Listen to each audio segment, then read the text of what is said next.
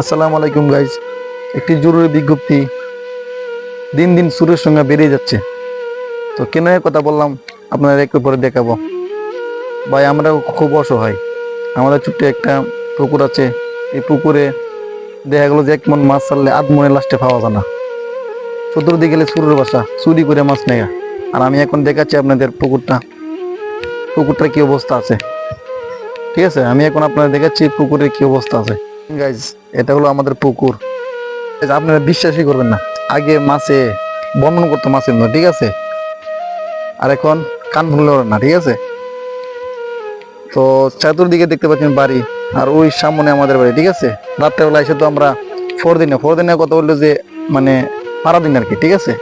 চতুর্দিকে মানুষ আইসা জাল দিয়ে যে যেটা দিয়ে পারে মাছ নিয়ে নিই, ঠিক আছে। এভাবে করলে কি চলবো?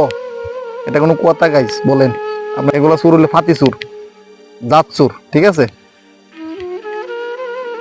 তো গাইজ আপনারা তো দেখতে পারলেন পুকুরটা, তো ছোট ধরনের একটা পুকুরই, কিন্তু মাছ চাষ করলে মাছ তেমন বেশি লাভ হয় না। আপনার মতো বললেন এক মন মাছ চালে আধ মনে পাওয়া যায় না, চুরি করে সব নিয়ে যায়।